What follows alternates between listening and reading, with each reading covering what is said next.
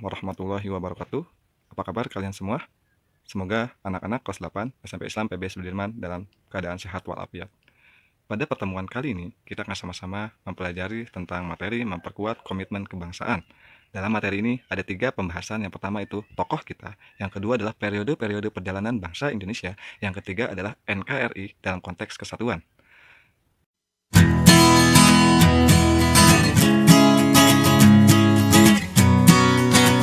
Pembahasan pertama yaitu tentang tokoh kita.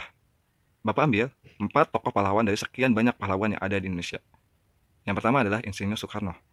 Beliau adalah Bapak Proklamator Indonesia yang bersama Muhammad Hatta membacakan teks proklamasi yang menyatakan Indonesia telah merdeka. Sekaligus beliau juga sebagai Presiden pertama Indonesia yang menjabat kurang lebih selama 20 tahun. Insinyur Soekarno pernah mendirikan suatu partai bernama Partai Nasional Indonesia dalam masa pergerakan nasional. Tokoh yang kedua adalah Muhammad Hatta. Muhammad Hatta dikenal sebagai Bapak Proklamator Indonesia bersama Insinyur Soekarno. Muhammad Hatta, tokoh pertama Indonesia yang mendirikan koperasi sehingga dijadikan sebagai Bapak Koperasi Indonesia. Muhammad Hatta pernah menjadi ketua Perhimpunan Indonesia, yaitu wadah organisasi bagi para pelajar Indonesia yang sedang menempuh pendidikan di negeri Belanda. Yang ketiga adalah Sultan Syahrir. Tokoh muda Indonesia ini adalah orang pertama Indonesia yang mendengar berita kekalahan Jepang dari sekutu pada tanggal 14 Agustus 1945. Dia menyampaikan kepada tokoh-tokoh Indonesia yang lain sehingga terjadilah peristiwa Rengas Dengklok ketika terjadi perbedaan pendapat mengenai Hari Kemerdekaan Indonesia. Yang terakhir adalah Ki Hajar Dewantara, dikenal sebagai Bapak Pendidikan Indonesia. Dari 4 tokoh ini kita belajar bagaimana untuk memperkuat komitmen kebangsaan Indonesia, apalagi di tengah musibah saat ini sedang pandemi corona. Semoga dari 4 tokoh ini kita bisa mengambil nilai-nilai perjuangan mereka dan bisa mengimplementasikannya dalam kehidupan sehari-hari. Terima kasih.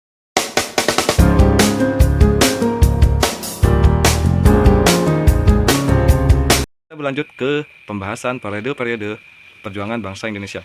Diawali dari periode pertama, yaitu masa sebelum pergerakan nasional. Cirinya yaitu bangsa Indonesia masih bersifat kerajaan.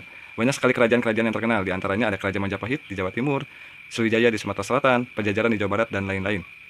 Pada masa ini, perjuangan bangsa Indonesia melawan penjajah bersifat kedaerahan dan hanya menggunakan senjata-senjata tradisional yang tentunya akan sangat mudah dikalahkan oleh bangsa penjajah.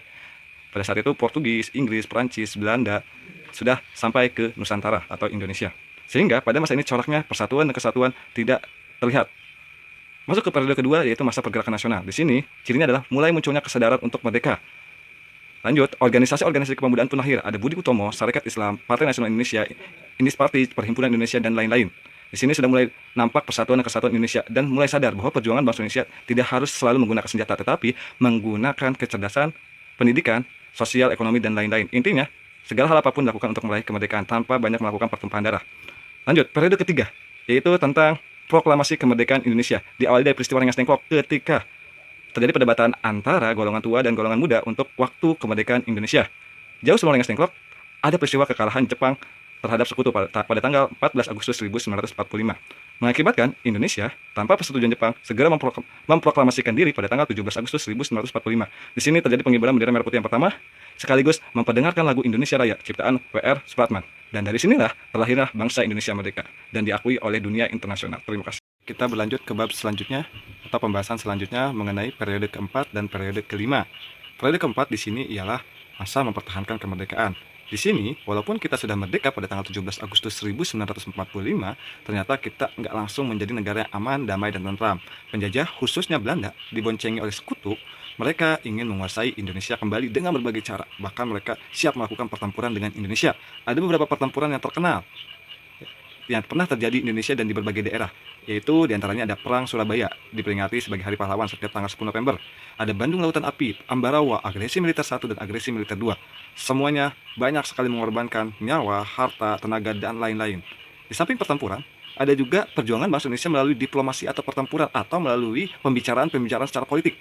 Ada beberapa perundingan atau diplomasi yang dilakukan, yaitu ada perundingan Linggarjati, Romroyen, Renville, dan KMB. Puncaknya di KMB yaitu Konferensi Meja Bundar, di mana pada tanggal 27 Desember 1949 Belanda mengakui sepenuhnya kedaulatan dan kemerdekaan Indonesia. Dari situlah kita menjadi bangsa yang merdeka secara utuh. Berlanjut ke periode kelima, yaitu masa mengisi kemerdekaan, yaitu pada saat ini.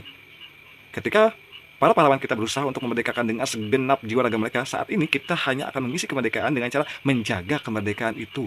Dengan cara seperti apa? Belajar yang rajin dan tekun, menjaga persatuan, cinta tanah air, dan melakukan hal-hal yang sesuai dengan Pancasila dan Undang-Undang Dasar 1945. Intinya semua sifat positif atau perilaku positif yang dapat dilakukan di lingkungan sekitar.